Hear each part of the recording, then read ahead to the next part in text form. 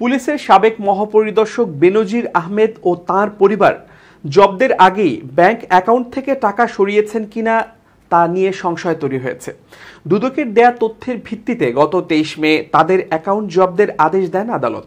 তবে এসব অ্যাকাউন্টে কি পরিমাণ টাকা ছিল তা জানা যায়নি। ব্যাংক অ্যাকাউন্ট থেকে টাকা সরানোর মতো করে জমি, ফ্ল্যাট বা অন্য কোনো সম্পদ বিক্রি বা স্থানান্তর করেছেন কিনা সে তথ্য পাওয়া যায়নি। তিনি দেশে আছেন কিনা তা নিয়েও ধোঁয়াশা সৃষ্টি হয়েছে। একটি সূত্র জানিয়েছে, পরিবার নিয়ে বেনজির দুবাইয়ে অবস্থান করছেন। বেনজিরের সম্পদের বিষয়ে যেসব সরকারি সংস্থা খোঁজ রাখছে তাদের মধ্যে একজন ঊর্ধ্বতন কর্মকর্তা একটি জাতীয় দৈনিককে বলেন, গত সপ্তাহে তাঁর অ্যাকাউন্টগুলো ফাঁকা করা হয়েছে। তিনি বলেন, এর আগের অভিজ্ঞতা থেকে দেখা গেছে যখনই কেউ বুঝতে পারেন তাকে ধরার চেষ্টা চলছে তখনই তিনি টাকা সরিয়ে ফেলেন। অবশ্য টাকা তুললেও নগদে রেখেছেন নাকি অন্য কারো অ্যাকাউন্টে জমা করেছেন তা বের করা সম্ভব। বেসরকারি একটি ব্যাংকের ব্যবস্থাপনা পরিচালক পুরো বিষয়টি আরও পরিষ্কার করে বলেন, ডকুমেন্টের ভিত্তিতে কাজ করে ব্যাংক। ফলে সুনির্দিষ্ট আদেশের কপি ছাড়া মৌখিক কোনো তথ্য কিংবা গণমাধ্যমের খবরের ভিত্তিতে কারো অ্যাকাউন্ট থেকে টাকা তুলতে বা স্থানান্তর না করতে দেওয়ার সুযোগ নেই। কেননা আদালত কারো অ্যাকাউন্ট ফ্রিজের আদেশ দিলে পরে স্থগিতাদেশ দিতে পারে।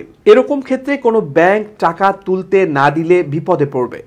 চট্টগ্রাম বিশ্ববিদ্যালয়ের অর্থনীতি বিভাগের প্রাক্তন অধ্যাপক ডক্টর মইনুল ইসলাম অর্থ পাচার, মানি লন্ডারিং সহ এ ধরনের অপরাধ নিয়ে দীর্ঘদিন ধরে গবেষণা করছেন। গতকাল তিনি ওই জাতীয় দৈনিককে বলেন, দুর্নীতিবাজরা আগেই টাকা সরিয়ে ফেলে, এটাই স্বাভাবিক। বিদ্যমান ব্যাংকিং নিয়মে এটি নিয়ন্ত্রণ করা কঠিন। তবে সরকার এখন মিডিয়ায় দেখাতে চাচ্ছে তার বিরুদ্ধে ব্যবস্থা নিচ্ছে। তিনি বলেন, বেনজির আহমেদ একদিনে বেনজির হননি। তাকে পুলিশের আইজি, র্যাবের ডিজি এ সরকারই বানিয়েছে। হঠাৎ তার বিরুদ্ধে ব্যবস্থা নিয়ে বহির্বিশ্বে দেখানো হচ্ছে সরকার দুর্নীতির বিরুদ্ধে কঠোর। আইজিপি হিসেবে দায়িত্ব পালন করেন 2020 সালের 15 এপ্রিল থেকে 2022 সালের 30 সেপ্টেম্বর পর্যন্ত।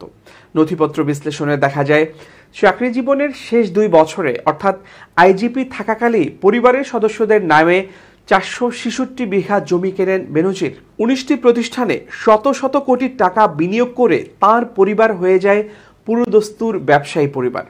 আইজিপি পদটি যেন তার কাছে হয়ে ওঠে আলাদিনের চেরাগ।